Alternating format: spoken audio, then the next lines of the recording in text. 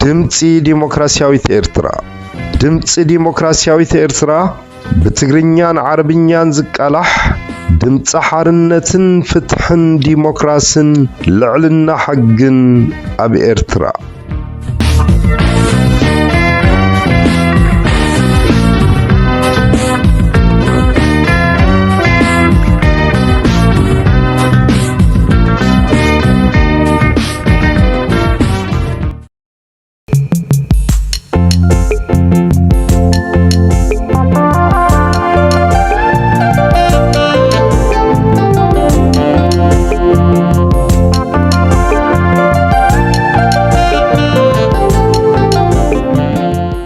ድምፂ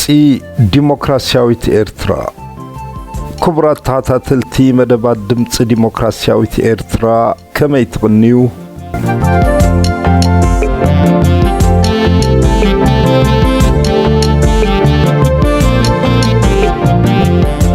ክቡራት ተኸታተልቲ መደብ ድምፂ ዲሞክራሲያዊት ኤርትራ ከመይ ቀኒኹም? ናይ ሰሙን ሓደሽቲ ርእስቲ ሒዝናልኩም ቀሪብና ኣለና። ምሳና ክትከታተሉ ብኽብሪ ንዕድም። ኣርእስተ ዜና።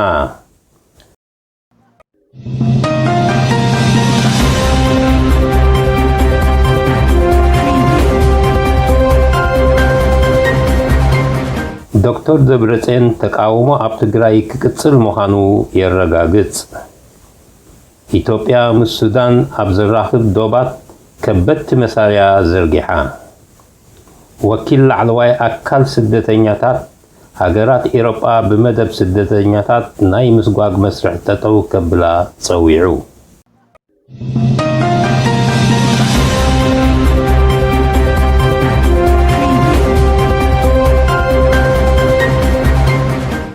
ዶክተር ደብረጽዮን ተቃውሞ ኣብ ትግራይ ክቅፅል ምዃኑ የረጋግጽ።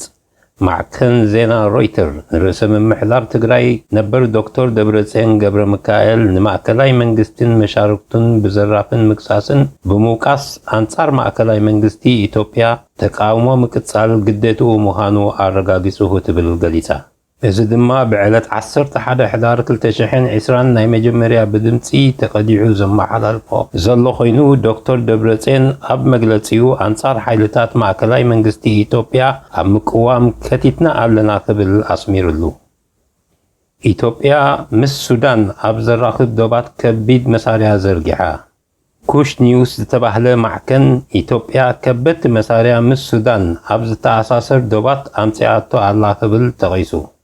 ኣብቲ ብዕለት 19 ጥሪ 2021 ኣብ ዝተዘርግሐ ሕታም ደጊማ ከም ዘብርህቶ መንነቶም ክዕቀበሎም ዝጠለበት ወፃእተኛታት ኢትዮጵያ ታንክታትን ፀረ ነፈርትን ዘጠቃለለ ከበድቲ መሳርያታት ኣብ ዝሓለፈ 2 ሰሙናት ኣብ ዶባት ምስ ሱዳን ዘርጊሓቶም ከም ዘላ ሓቢሮም። ከምኡውን ኣብ ልዕሊ ቀዳማይ ሚኒስትር ኢትዮጵያ ዶክተር አብይ ኣሕመድ ምክትሉን ናይ ወፃኢ ጉዳያት ሓላፊ ዝርከብዎ ናይ ኣምሓራ ፖለቲከኛታት ዓብይ ፀቅጢ ይግበረሎም ምህላው ኣረጋጊጾም። በቲ ካልእ ሸነኽ ድማ ኢትዮጵያ መንግስቲ ግብፅን ሱዳንን ብዛዕባ ግድብ ክኸይድ ዝፀንሐ ዘተ ኣብ ኪሮንኦ ክትብል ወቂሳተን። ነቲ ውግእ ክጅምር ቀሪቡ ኣሎ ክብል ዝተዘርግሐ ፀብፃባት ድማ መልሲ ሂባ። ሚኒስትር ሕርሻ ኢትዮጵያ ሰልበ በቀለ ምስ አልጀዚራ ኣብ ዘካየዶ ርክብ ዝሃቦ መግለጺ ብሰንኪ ማያት ናይል ውግእ ክለዓል እዩ ዝብል ትንቢት ጌጋ እዩ። በንጻሩ ማያት ናይል ንዕብየትን ዝምድናታትን ናይ እዚአን ሃገራት ዘሕይር ረቋሕ እዩ ክብል ጠቒሱ። ብተወሳኺ በቀለ ነቲ ብኽኢላታት ሰሞያ ሓድነት ኣፍሪካ ዝቐረበ ሓሳብ መሰረት ብምግባር ምስ ግብፂ ምስ ተሰማማዕና ሱዳን ሰሒባ ምስ ሱዳን ምስ ተሰማማዕና ድማ ግብፂ ሰሒባ ክብል ገሊጹ። ወኪል ላዕለዋይ ኣካል ስደተኛታት ሃገራት ኤሮጳ ብመደብ ስደተኛታት ናይ ምስጓግ መስርሕ ጠጠው ክብል ፀዊዓ። ወኪል ላዕለዋይ ኣካል ሕቡራት መንግስታት ስደተኛታት ኣብ ዶባት ኤሮጳ ብባሕሪ ይኹን ብመሬት ዝመፁ ስደተኛታት ንኸይኣቱ ብስሩዕ ዝኸይድ ዘሎ ናይ ምክልካሎምን ሓተቲ ዕቁባ ናይ ምስጓግ ተግባራት ጠጠው ክብል ፀዊዓ። ተሓጋጋዚት ወኪል ላዕለዋይ ኣካል ፕሮቴክሽን ጁልያኖ ተረስ ኣብ ዝሓለፈ 19 ጥሪ ኣስማተን ዘይተገልጻ ሃገራት ስደተኛታት መሬተን ወይ ገማግም ባሕርታተን ድሕሪ ምብፅሖም ኣንጻሮም ሓይሊ ብምጥቃም መሊሶሞም ክትብል ገሊጻ። ከምኡውን ብተወሳኺ ስደተኛታት ሒዘን ዝመጻ ጀላቡ ብምውሳድ ገለ ካብኦም ይእሰሩ ገለ ድማ ናብ ባሕሪ ይመልስዎም ብምባል ተደላይነት ኣህግራዊ ዕቁባ ስደተኛታት ብመደብ ሸለል ይበሃል ከም ዘሎ ኣረጋጊጻ። ኣስዒባ ተረስ ሃገራት ዶባተን መሰረት ኣህግራዊ ሕጊ ናይ ምምሕላሩ መሰል እኳ እንተሃለወን ሰብኣዊ መሰላት ናይ ምሕላው ግዴታ ኣለወን። ጉዳይ ስደተኛታት ቁፅሮም እንዳነከየ ክንሱ ተንካፍን መላዓሊ ፍልልያትን ኮይኑ ምትራፍ ዝስማዓ ቅሬታ ገሊጻ።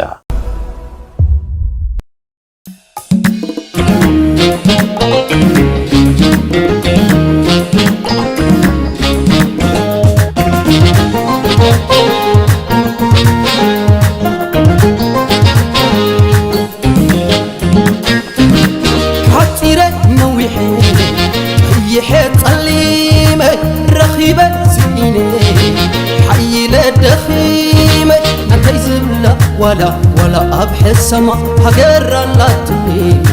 فتوم زي دعما إرتراوي أنا إرتراوي إرتراوي إرتراوي ألو ألو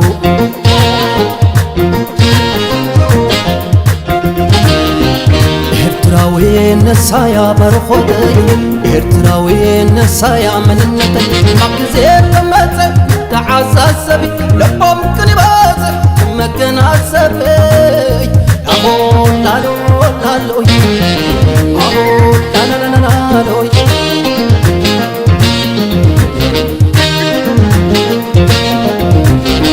عرز طعمو برز خبادو وأكنا لني ونتاتنا زسنبادو زوالا قالو سماتا قالو تتصنع علو باتكن زي حلالو زوالا قالو سماتا قالو تتصنع علو باتكن زي حلالو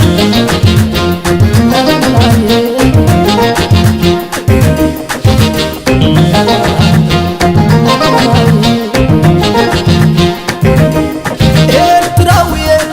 رفقة حزني إرتراوية عوة حبني حزني ورقة حزني حبني عوض حبني عبر غانيون عبد السلام نفسي ممصاليون زبني السلام عرض زلون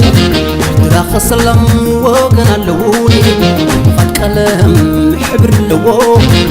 راو خبري عد مسكيري عد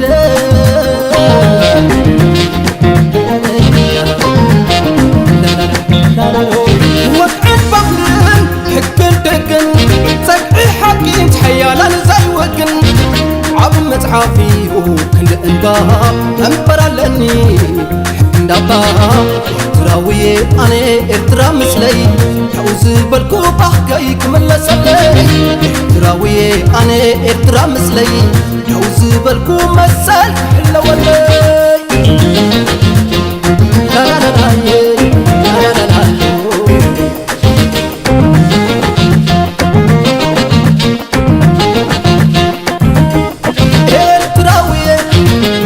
حزني إرتراوية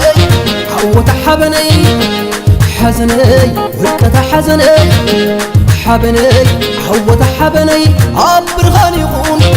عبد السلام نفسي ممصاليون زبن السلام عرض زلون دراخ السلام وقنا اللوني قد كلام حبر اللون راو خبري عد مسكيري عد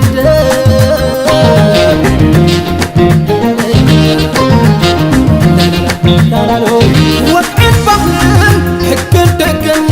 سقعي حقين تحيالا زي وقن عب متعافي وكل انباها انبرا لني حكن داباها ارتراوي انا ارترا مسلي يعوز بالكو بحكي كمل سلي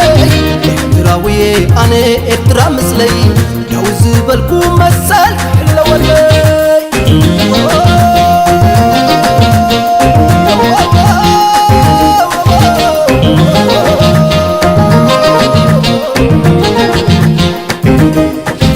ክቡራ ክቡራት ተኸታተልትና ካብዚ ቀፂልና ወተሃደራዊ ሓይልታት ሶማል ስለምንታይ ኣብ ኤርትራ ክዕለሙ ተደልዩ ብዝብል ኣርእስቲ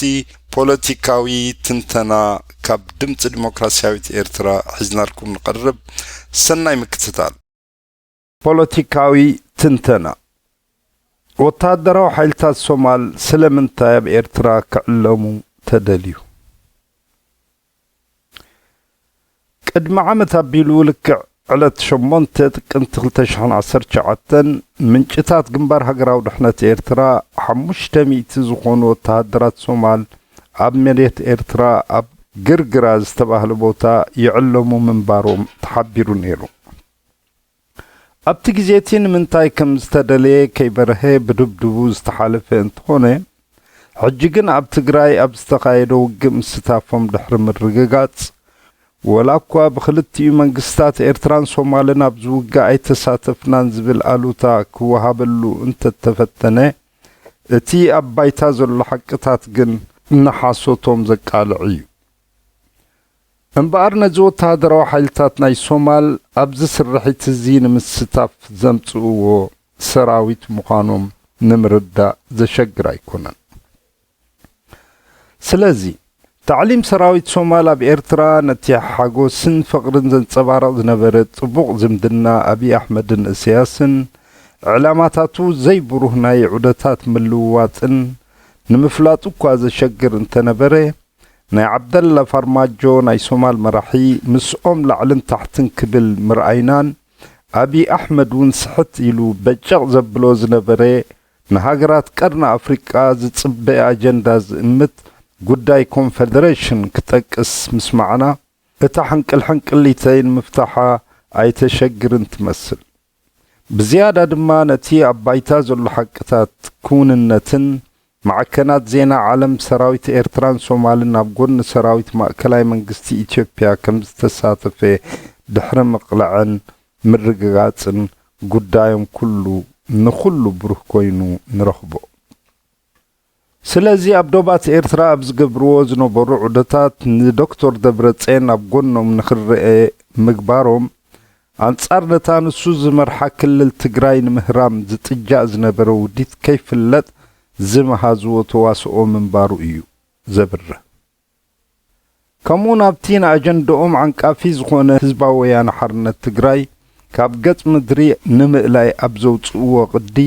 ዓብደላ ፈርማጆ መራሒ ሶማል እውን ናቶም መሻርክቲ ምዃኑን ብሩህ ኮይኑ ንረኽቦ። ስለዚ ድማ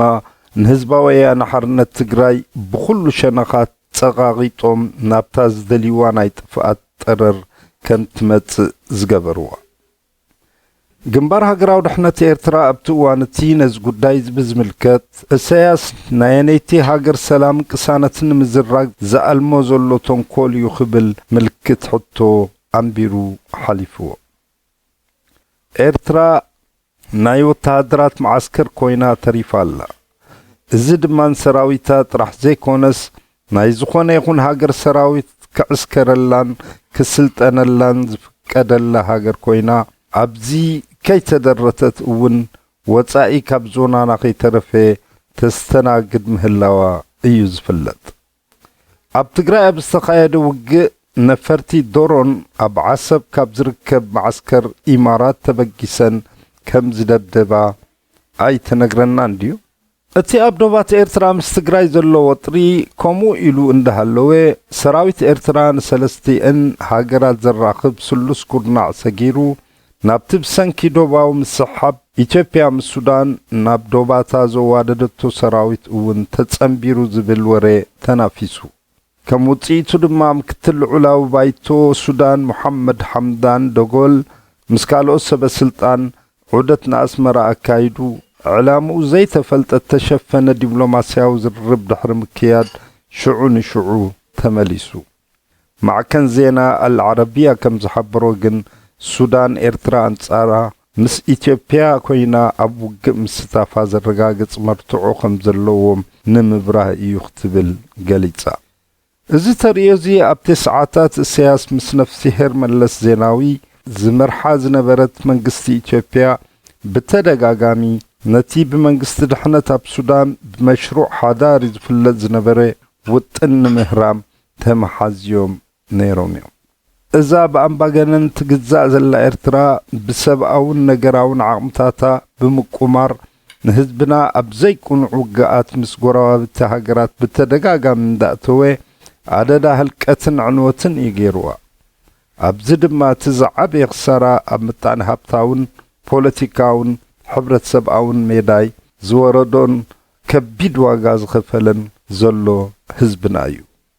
أبزز حالف 10 عامتات بسنك الزخون النتزي كل كفلتات حبرت سب إرترا نسدت كم زقالع كوينيو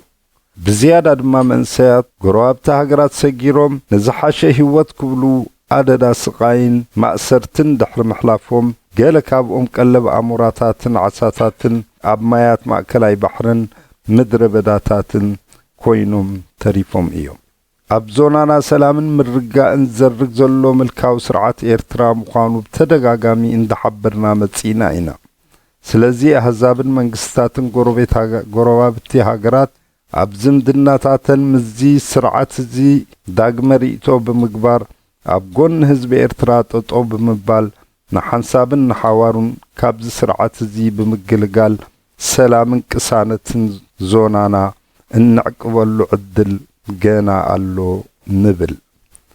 دمتي ديمقراسياويت إرترا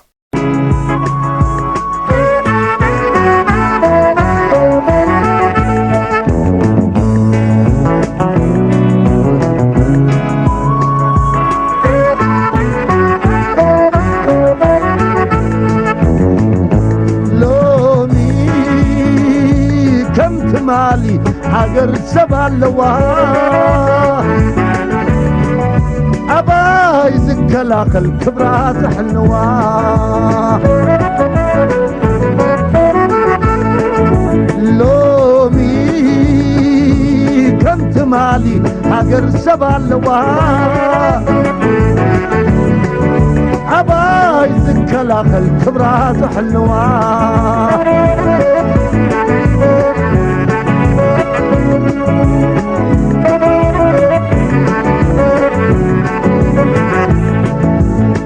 باقم كسمي باقم بدكي سالا تبعتكم دورة وعقوي سمي باقم كسمي باقم بدكي سالا تبعتكم دورة وعقوي سمي نهجر مسيار محلى فجارسي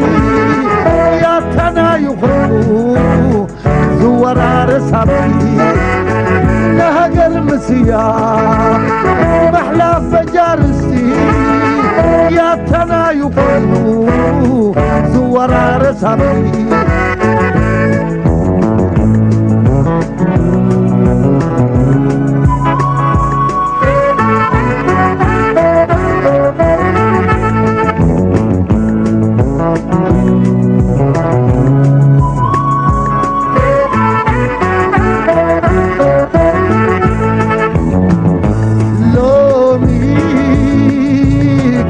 مالي حجر سبالوا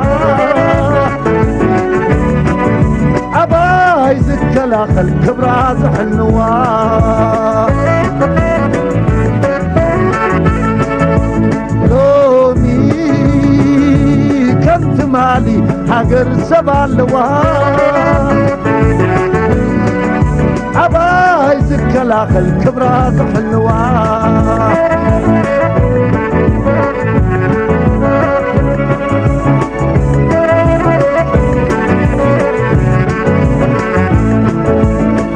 كستن كله نايت مال زكيري تاريخ نايت قانو معرفات قنزيلي كستن كله نايت مال زكيري تاريخ نايت قانو معرفات قنزيلي ترايون بعيني تعيش المنسي أظلمون فيه زبل مسي ترايون بعيني تعيش المنسي منسي دراتو نبيعو زبلة مسلي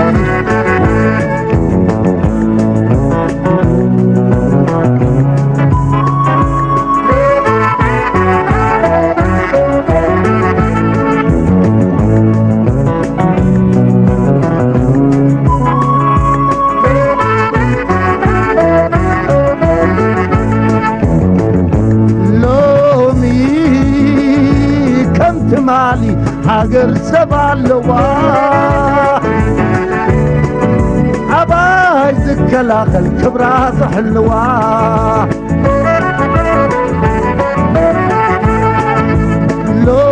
لومي كمت مالي هاجر سبالوا عباي زكلاخ الكبراس حلوة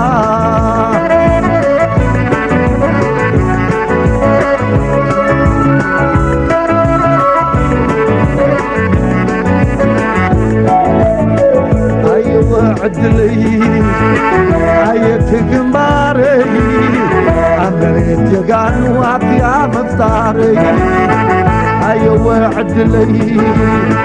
عيت قماري عمريت يقان وعطيا مفتاري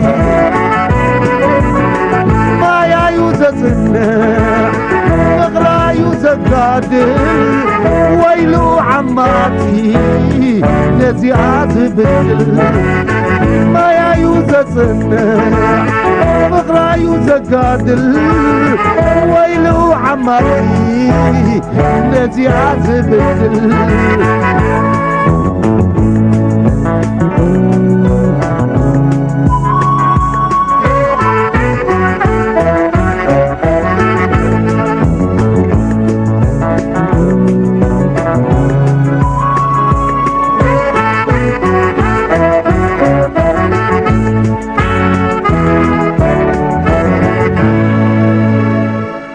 كبرى سمعتنا نلوم معلت حزنا لكم زغربنا مدب أبزي نعطو مسناي متساي مدباتنا كسابنا الرخب سلام كني دمت ديمقراسياوي إرترا